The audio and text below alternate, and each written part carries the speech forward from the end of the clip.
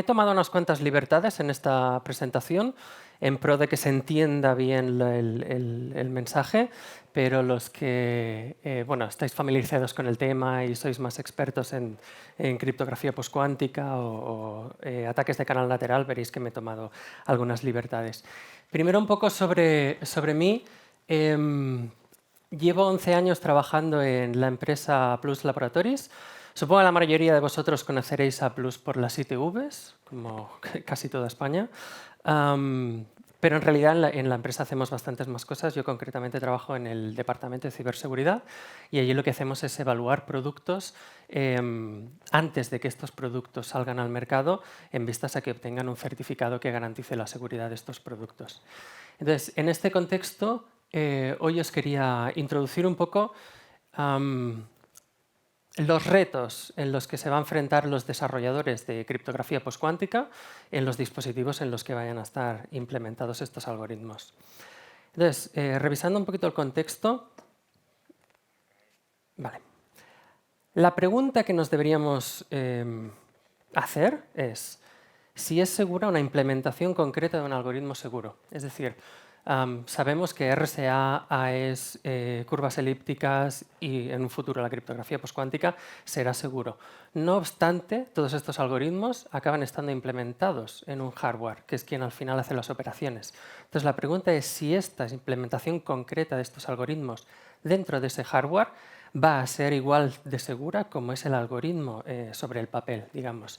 Entonces, cuando un hardware está realizando operaciones, hay muchos vectores de ataque que un atacante puede utilizar para intentar vulnerar la seguridad de ese algoritmo.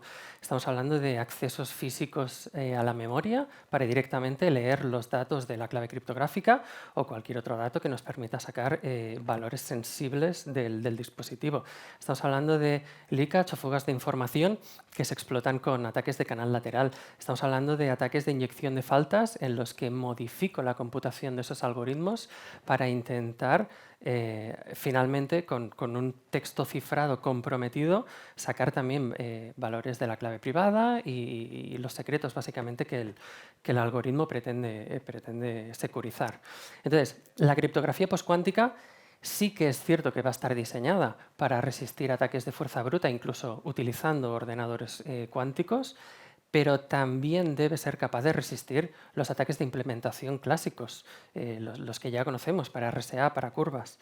¿Vale? Entonces, en este contexto nosotros nos hemos centrado o hemos empezado la investigación, de hecho hace muy poquito, empezamos en septiembre en el laboratorio, nos hemos centrado en los candidatos del proceso del NIST, de estandarización, de los dos grandes bloques entre firma digital y algoritmos de cifrado y de encapsulación de clave. Nos centramos en la parte de cifrado y encapsulación, concretamente en los algoritmos criptográficos basados en criptografía de retículas, más que nada porque aproximadamente la mitad de las propuestas están basadas en este tipo de algoritmos, por tanto la probabilidad de que sea un algoritmo basado en retículas el que acabe estandarizándose es bastante alta. Hemos empezado a analizar y a realizar las pruebas en Frodochem, a pesar de que no ha llegado a la final, pero bueno, veréis en esta presentación que muchos de los algoritmos tienen cosas muy comunes, por tanto los ataques pueden aplicar a muchos de ellos. Como decíamos, el objetivo y la motivación no es analizar la seguridad de estos algoritmos desde un punto de vista teórico, sino analizar la seguridad una vez estos algoritmos estén implementados en un dispositivo hardware y este dispositivo sea el que realice las operaciones. Entonces, para ello trabajaremos con la librería PQM4, que es pública, la podéis descargar de GitHub y hacer todas las pruebas que queráis de todos los algoritmos postcuánticos que tiene implementados, y con un dispositivo que en este caso es una placa de desarrollo ST Microelectronics. Vale. Ese era el contexto. Entonces vamos a ver el objetivo de nuestro análisis, que es la criptografía basada en retículas. Entonces, como os decía, me he tomado bastantes libertades. Disculparme, pero espero que se entienda bien. La criptografía basada en retículas, básicamente, si pensamos en una retícula, es básicamente, como decimos aquí, un subespacio discreto en R de m dimensiones. ¿Vale? Entonces podemos pensar pues, en dos dimensiones, pues en un conjunto de puntos en el que cada uno de los puntos se puede alcanzar, digamos, se puede llegar a él por combinación lineal de los vectores base de esta retícula. Entonces la gracia es que vectores base hay muchos. ¿vale? Entonces, si pensamos en cómo definir primitivas criptográficas sobre una retícula, podemos pensar en algo muy sencillo, como es elegir uno de los puntos y que sea la clave privada, y elegir otro de los puntos y que sea la clave pública, y hacer algún tipo de relación entre ambos puntos. Entonces, aquí os he puesto un ejemplo muy tonto, increíblemente fácil de solucionar, pero imaginemos que yo defino sobre una retícula cuadrada, cuyos vectores base es 1, 0 y 0, 1, una clave privada, digamos, un vector de clave privada que sea xy. Y hago público un punto al que voy a llamar clave pública que sea el 3, 5. Bueno, pues es bastante fácil, lo veis todos, cómo sacar el valor de la clave privada. Está claro, ¿no? Entonces, ¿qué nos va a interesar? Nos va a interesar primero aumentar lo más posible el número de dimensiones para que el resolver esta ecuación sea cada vez más complejo. Y nos va a interesar también no utilizar vectores ortonormales como los que estáis viendo aquí para definir las bases de la retícula, sino definir algo que parezca bastante aleatorio y que a priori no sea nada fácil de solucionar. Entonces, sobre retículas tenemos los principales problemas computacionales, no es que sean irresolubles, sino que cuesta mucho computacionalmente encontrar la solución. Entonces, el primero de ellos es encontrar el vector más corto, digamos, dentro de una retícula, que es el que aquí veis en color rojo, dada una base de vectores que parezcan aleatorios, que es la que te define la retícula. Muy relacionado con este está el problema del vector más cercano, que es, dado un punto que no pertenece a la retícula, encontrar cuál es el más cercano a él, ¿vale? Y este es un problema muy, muy interesante porque es el que, a partir del cual permite a Regev en 2005 definir el problema que presentaba antes mi compañero de aprender con errores. La idea es, yo tengo una matriz de vectores base, que es la que aquí veis identificada con los coeficientes A. Tengo una clave secreta, que ahora sí es un vector, aquí está identificado con la letra S, y le añado un error. Entonces, al añadir este error, ese punto ya no forma parte de la retícula, sin embargo, está relativamente cerca de alguno de estos puntos. Entonces, este problema se demuestra que es computacionalmente muy complejo, sobre todo cuando aumentamos el número de dimensiones, y permite definir criptografía sobre este problema y que esta criptografía sea resistente a ataques de fuerza bruta, incluso utilizando ordenadores cuánticos. Entonces, un esquema muy sencillo de establecimiento de claves, que os sonará mucho a Diffie-Hellman. Tenemos, como siempre, Alice y Bob. Entonces, tienen una serie de valores precomputados entre ellos. En el caso de Alice, pues la matriz A, que sería la base de la retícula, el secreto S y un error E. Bob tiene su propio secreto y su propio error. Entonces, computando simplemente una multiplicación de matrices, vectores y la suma del vector de error, se intercambian los datos y al final llegan a un consenso.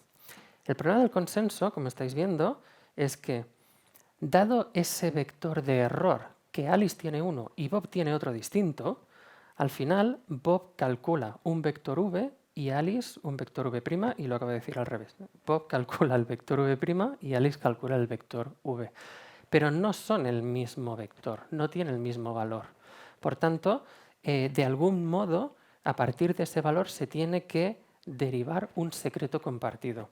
Entonces, en este caso os he puesto un ejemplo muy sencillo, y es que si, por ejemplo, identificamos o mapeamos que todos los valores que pueden tener los elementos de V en el anillo Q, pues la primera mitad del hemisferio los mapeamos con un 0, un bit igual a 0, y la segunda mitad lo mapeamos con un bit igual a 1, entonces tanto Alice como Bob llevarán al mismo valor de clave compartida, siempre y cuando aquellos elementos conflictivos los podamos reconciliar de alguna manera. Este es el efecto de lo que aquí pongo, el vector C. Es un vector de reconciliación. Fijaos que esos valores que están muy cerca, que están muy cerca del hemisferio, pueden ser interpretados por Bob como un 0, por ejemplo, y por Alice como un 1. Entonces la idea es hacer un tipo de reconciliación para dejar claro que esos valores conflictivos o son siempre un 1 o son siempre un 0. Entonces este sería un protocolo de establecimiento de claves. Si pensamos en un protocolo de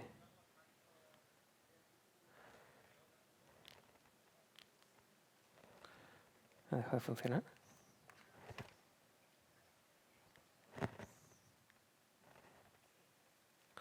No tiene pilas.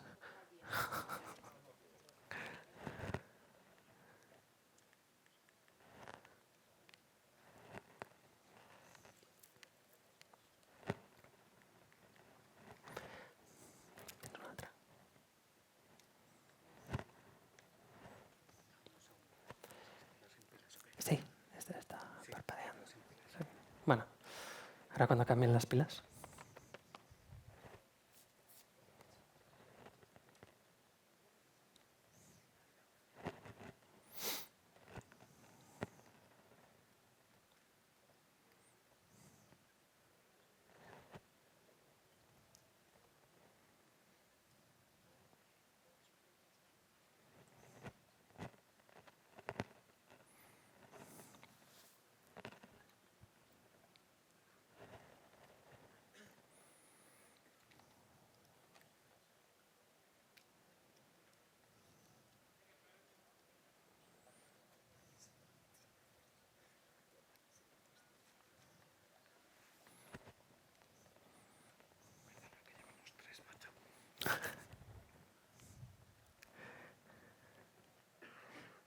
Vale.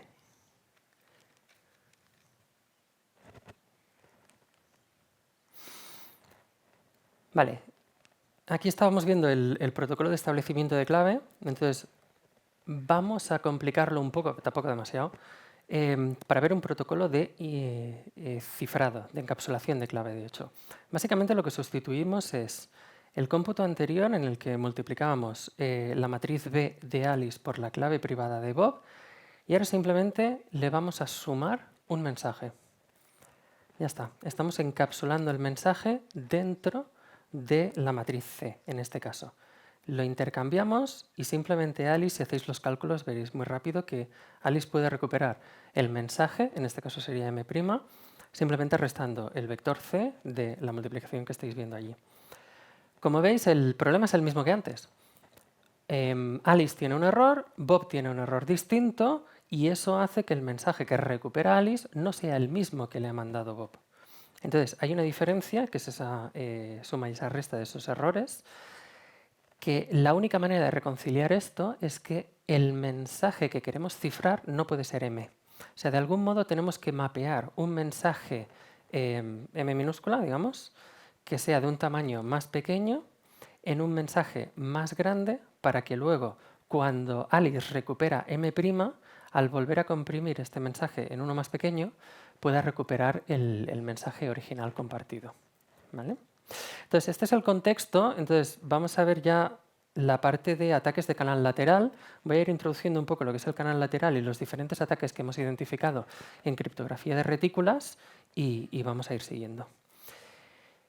Vale, un ataque de canal lateral, para lo que no los conozcáis, son ataques no intencionados, y a mí siempre me gusta decir que no podemos evitar.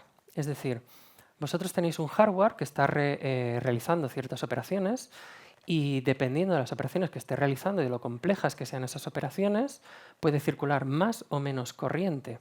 Entonces, hay una proporcionalidad entre la corriente que circula por el dispositivo, la potencia y, por tanto, la radiación electromagnética que radia ese chip mientras está ejecutando las operaciones.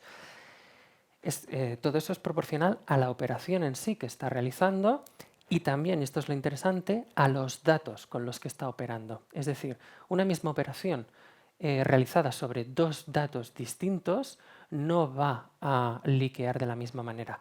Va a haber una característica distinta entre las fugas de información que hay, aunque sea la misma operación, pero por dos valores distintos. Por tanto, analizando esas señales, analizando esa radiación electromagnética, podemos intentar inferir cuáles son los valores con los que está trabajando el dispositivo en la operación concreta que estamos monitorizando. El equipamiento necesario es relativamente sencillo. Necesitamos un ordenador que controle tanto el dispositivo que queremos analizar como un osciloscopio, que al final es el que va a digitalizar la señal que voy a adquirir, en este caso con una antena. A partir de ahí, el ordenador triggeriza todo, analiza los datos y bueno, intentamos hacer los ataques y sacar la información sensible. He querido clasificar los ataques de canal lateral en 4 categorías, lo que sería el tiempo de operación, ataques de correlación y diferenciales, los ataques horizontales y los de plantilla. También hay muchas más categorías y más vectores de ataque, pero creo que es una clasificación bastante sencilla y útil para entender bien la motivación, ¿no? de por qué estamos haciendo estas pruebas.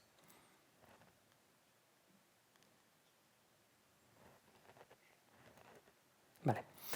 En cuanto a los análisis de tiempo de operación, básicamente estos son un tipo de ataques en los que para 2 inputs distintos a la misma operación, trabajando con la misma clave o el mismo secreto que queremos averiguar, vamos a observar en el dispositivo un tiempo de operación distinto. Entonces, hay un ataque muy conocido en RSA, se conoce desde hace muchísimos años, que es durante la reducción modular del mensaje en RSA CRT. Entonces, como veis aquí, cuando yo quiero reducir el mensaje M a M sub P, hago esa reducción modular. Pero claro, esta operación la haré única y exclusivamente si M es mayor que P.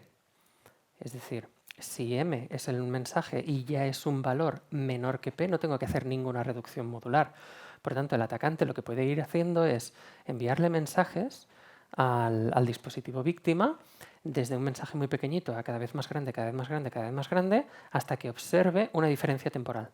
En esa diferencia temporal, lo que querrá decir es, hey, ahora es cuando ha hecho la reducción modular. Entonces, la reducción modular la ha hecho en el momento en el que M ha superado el valor de P. Podemos acotar de este modo muy bien el valor de P, que en RSA es uno de los secretos que se tienen bueno, que securizar, porque si no, bueno, revientas el algoritmo entero. Entonces, este tipo de ataques también son aplicables a criptografía postcuántica. Tenemos una criptografía de retículas, antes no lo he puesto, pero las operaciones en las que Alice trabaja con su clave privada son operaciones modulares, módulo Q.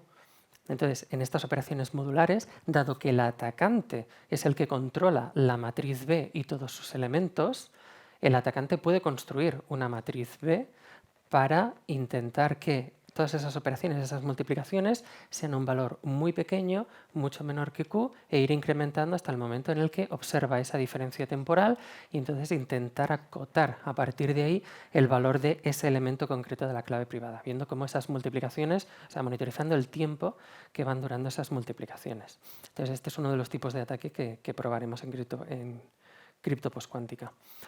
El otro tipo de ataques mucho más potentes que los anteriores son ataques diferenciales o ataques de correlación.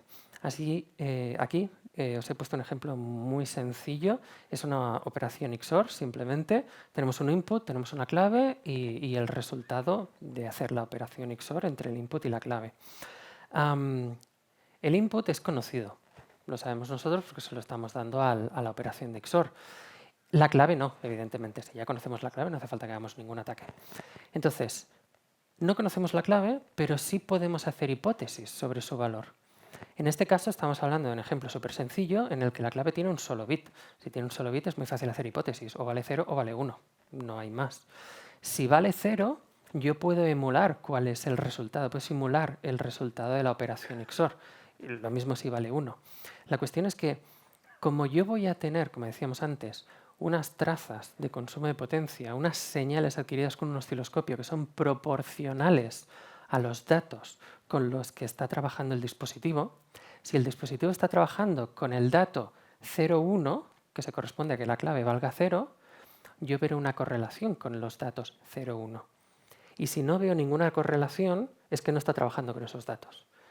En este caso, como la clave es de un solo bit, pues si no está trabajando con los datos resultado de que la clave valga 0, pues la única posibilidad es la otra, que la clave valga 1. Pero podéis imaginar que esto se puede extender a cualquier número de bits. Simplemente tengo que hacer muchas hipótesis de clave. Para todas aquellas hipótesis de clave incorrectas, el valor del output que yo calculo es incorrecto. Cuando lo intento correlar con las señales que he adquirido en el osciloscopio, no voy a ver nada, ningún tipo de correlación.